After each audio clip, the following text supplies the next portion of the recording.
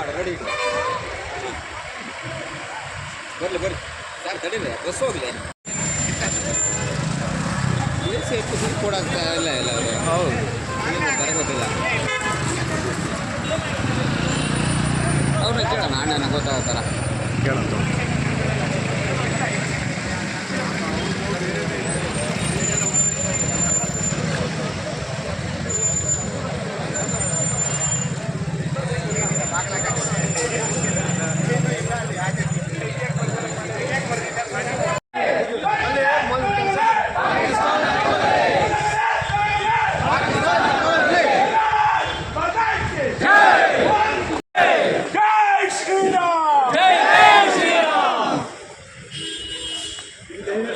ಎಲ್ಲ ಸಭಿಕರೇ,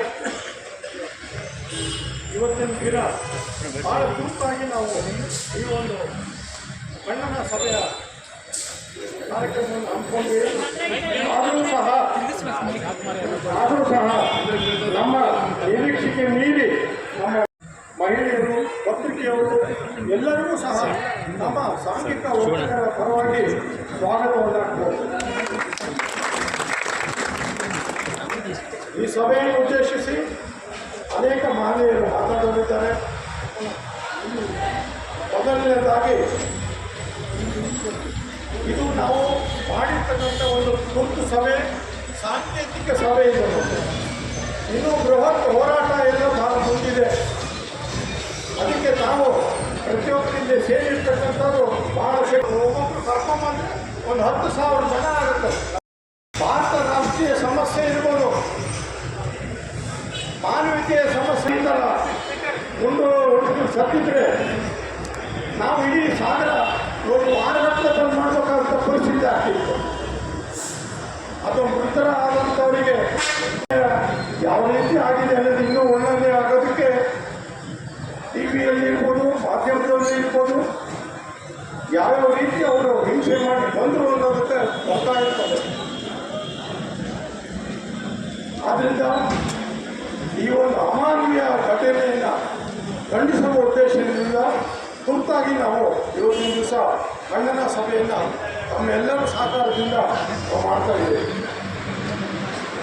ತಮಗೆ ತಿಳಿದ ಹಾಗೆ ರಾಷ್ಟ್ರೀಯ ಸಮಸ್ಯೆ ಇರ್ಬೋದು, ಮಾನವೀಯ ಸಮಸ್ಯೆ ಇರ್ಬೋದು, ಯಾವುದೇ ಎಲ್ಲರ ಭೂಕಂಪ ಮತ್ತೊಂದು ಸಮಸ್ಯೆ ಏನಿದ್ರೂ ಸಹ ನಮ್ಮ ವರ್ತಕ ಸಂಘದ ಎಲ್ಲ ಸದಸ್ಯರು ಸೇರಿಕೊಂಡು ಅದಕ್ಕೆ ಸಂಘಟನೆ ನಾನು ಇಲ್ಲಿ ಪ್ರಸ್ತಾಪ ಮಾಡಲಿಕ್ಕೆ ಇಷ್ಟಪಡ್ತೇನೆ. ಪಾಕಿಸ್ತಾನದ ಒಂದು ಹೇಳಿಕೆ ಬಂತು,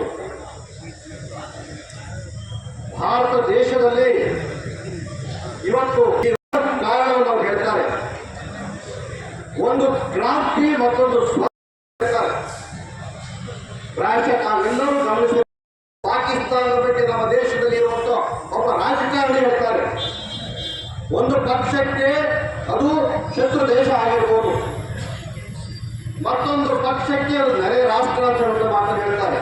ಪ್ರಾಯಶಃ ಅವರು ಮರೆತರು, ಅದು ನೆರೆ ಹೊರೆ ರಾಷ್ಟ್ರ ಅಂತ ಹೇಳುವಂಥದ್ದನ್ನು ಅವರು ಪ್ರಾಯಶಃ ಮಾಡ್ತಿದ್ದಾರೆ. ಶತ್ರು ರಾಷ್ಟ್ರ ಆಗಿರುವಂಥದ್ದು ಯಾವತ್ತು ಭಾರತ ಮತ್ತು ಪಾಕಿಸ್ತಾನದ ವಿಭಜನೆ ಆಯಿತು ಅಂದಿನಿಂದಲೇ ಪಾಕಿಸ್ತಾನ ನಮ್ಮ ಭಾರತ ದೇಶದ ಮೇಲೆ ಕಿಡಿ ಕಾಡ್ತಾ ಇದೆ, ಹೋರಾಟವನ್ನು ಮಾಡ್ತಾ ಇದೆ, ಯುದ್ಧವನ್ನು ಮಾಡ್ತಾ ಇದೆ. ಈ ಸಂಗತಿಯನ್ನು ನಾವು ಗಮನಿಸಬೇಕು.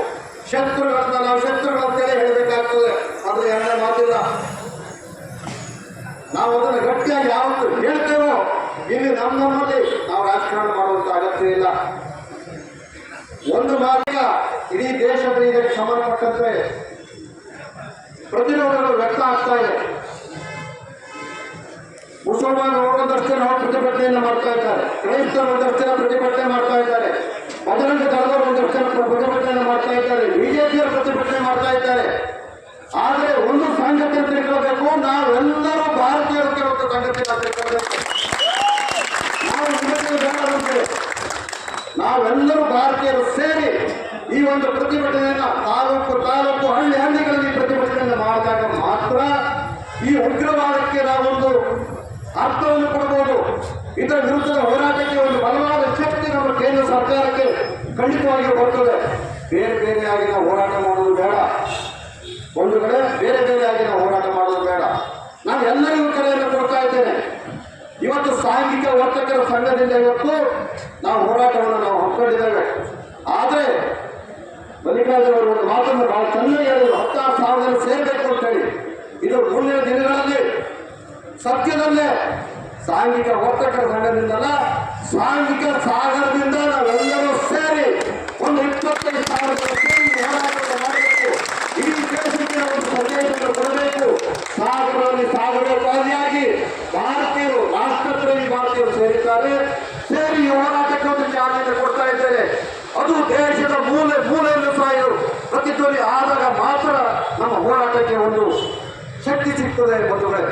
ಆ ಕೆಲಸವನ್ನು ನಾವೆಲ್ಲರೂ ಸೇರಿ ನಾವು ಈ ಸಂದರ್ಭದಲ್ಲಿ ಮಾಡಬೇಕಾಗಿದೆ.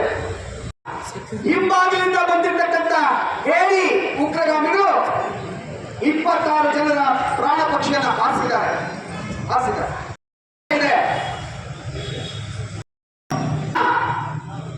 ರಾಜಕೀಯವನ್ನ ಮೀರಿ ನಾವು 140 ಕೋಟಿ ಭಾರತೀಯರು ನಾವು ಒಂದಾಗಿದ್ದೇವೆ. ಅಮಾಯಕ ಜೀವನವನ್ನ ಬಲಿತಿದ್ದೇವೆ.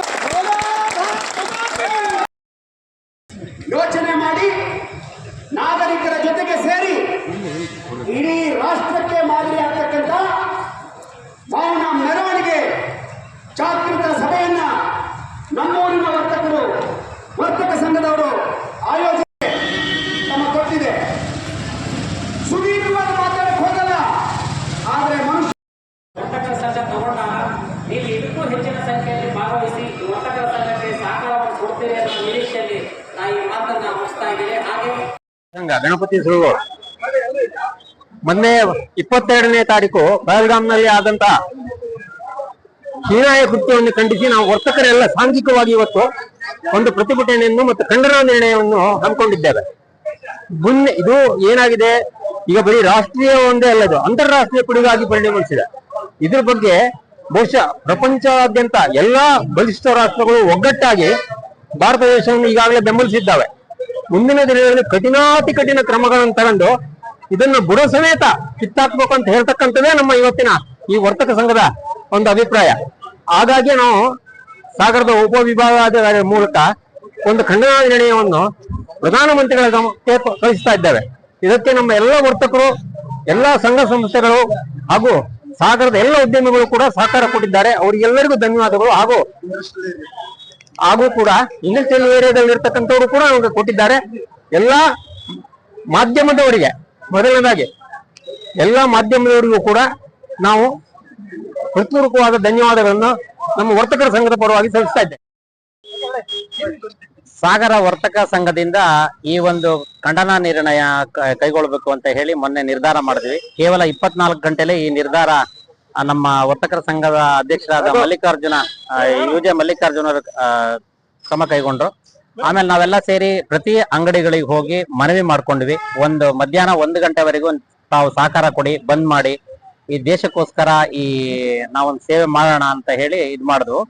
ಈ ದಿನ ವರ್ತಕರು ಎಲ್ಲರೂ ಸಹಕಾರ ಕೊಟ್ಟಿದ್ದಾರೆ. ಮಧ್ಯಾಹ್ನ 1 ಗಂಟೆವರೆಗೂ ಬಾಗಿಲು ಹಾಕಿ ಅಂಗಡಿ ಮುಗ್ಗಟ್ಟನ್ನು ಮುಚ್ಚಿ ತಮ್ಮ ವ್ಯಾಪಾರವನ್ನು ಸ್ಥಗಿತಗೊಳಿಸಿ ಇಷ್ಟೊಂದು ಸಹಸ್ರ ಸಂಖ್ಯೆಯಲ್ಲಿ ಭಾಗವಹಿಸಿದ್ರು. ಅವರಿಗೆ ಮೊದಲನೇದಾಗಿ ಅವರಿಗೆ ಧನ್ಯವಾದ ಹೇಳ್ತೀನಿ. ಇದೇ ರೀತಿ ದೇಶದಲ್ಲಿ ಪದೇ ಪದೇ ಈ ರೀತಿ ಒಂದು ಕುಕೃತ್ಯಗಳು ನಡೆದಾಗ ನಾವು ದೇಶದ ಜೊತೆಗೆ, ಯಾರೇ ಪಕ್ಷ ಇರ್ಲಿ, ಯಾರೇ ಪ್ರಧಾನಿ ಇರ್ಲಿ, ನಾವು ದೇಶದ ಜೊತೆಗೆ ನಿಲ್ಬೇಕು. ಅವರಿಗೆ ಮಾರಲ್ ಸಪೋರ್ಟ್ ಆಗಿದ್ರೆ ಅವರಿಗೊಂದು ಶಕ್ತಿ ಬರುತ್ತೆ. ಇಡೀ ದೇಶದ ಜನತೆ ಭಾರತದ ಪ್ರಧಾನಿ ಜೊತೆ ಇದ್ದಾರೆ ಅಂತ ಹೇಳಿ ಈ ಮೂಲಕ ನಿಮಗೆ ತಿಳಿಸ್ತಾ ಇದ್ದೀನಿ. ಇವತ್ತು 4th ಸ್ಯಾಟರ್ಡೆ ಆಗಿರೋದ್ರಿಂದ AC ಅವರಿಗೆ ಸೋಮವಾರ 11 ಗಂಟೆ ಕೊಡ್ಲಿಕ್ಕೆ ನಾವೊಂದು 20 ಜನ ಸೇರ್ಕೊಂಡು ಹೋಗ್ತೀವಿ. ಆದಷ್ಟು ಜನ ಅವತ್ತು ಹೋಗಿ ಕೊಡ್ಬೇಕು ಅಂತ ತೀರ್ಮಾನ ಮಾಡಿದ್ವಿ. ಸಾರ್ವಜನಿಕರಲ್ಲಿ ಒಂದು ವಿನಂತಿ, ಇವತ್ತಿನ ತುರ್ತಾಗಿ ನಾವು ಈ ಶ್ರದ್ಧಾಂಜಲಿ ಮತ್ತು ಖಂಡನಾ ನಿರ್ಣಯವನ್ನ ಕೈಗೊಂಡಿದ್ದೇವೆ. ಮುಂದಿನ ದಿನಗಳಲ್ಲಿ ಬೃಹತ್ ಹೋರಾಟವನ್ನ ನಾವು ಮಾಡಬೇಕು ಅಂತ ಹೇಳಿ ತೀರ್ಮಾನ ಮಾಡಿದ್ದೇವೆ. ಇದಕ್ಕೆ ಎಲ್ಲ ಸಂಘ ಸಂಸ್ಥೆಗಳು, ಸಾರ್ವಜನಿಕರು, ವಿದ್ಯಾರ್ಥಿಗಳು ಪ್ರತಿಯೊಬ್ಬರು ಸಹಕಾರ ಕೊಡಬೇಕು. ನಮಗೆ ಹೇಳಲಿಲ್ಲ, ನಮ್ಗೆ ಗೊತ್ತಾಗ್ಲಿಲ್ಲ ಅನ್ನೋ ಪದ ಬರಬಾರ್ದು. ಯಾಕೆಂದ್ರೆ ಇದು ದೇಶಕ್ಕೆ ಬಂದಿರೋಂಥ ಒಂದು ಗಂಡಾಂತರ. ಇದನ್ನ ನಾವೆಲ್ಲರೂ ತಿಳಿದು ನಮ್ದೇ ವಾಲಂಟಿಯರ್ ಆಗಿ ಇದು ನಮ್ಮ ಜವಾಬ್ದಾರಿ ಅನ್ನೋದನ್ನ ನೆರವೇರಿಸ್ಬೇಕದನ್ನ. ಮುಂದಿನ ದಿನಗಳಲ್ಲಿ ನಮ್ಮ ಸಂಘಟನೆಯಿಂದ ಕರೆ ಕೊಟ್ಟಾವ ತಾವೆಲ್ಲರೂ 100 ಜನ ಭಾಗವಹಿಸಬೇಕು. ತಮ್ಮ ಮಾರ್ಗದರ್ಶನದಲ್ಲಿ ನಮ್ಮ ಈ ಕಾರ್ಯಕ್ರಮವನ್ನು ನಡೆಯಲಿಕ್ಕೆ ಅವಕಾಶ ಮಾಡಿಕೊಡ್ಬೇಕು ಅಂತ ಹೇಳಿ ತಮ್ಮಲ್ಲಿ ವಿನಂತಿ ಮಾಡಿಕೊಡ್ತೇವೆ.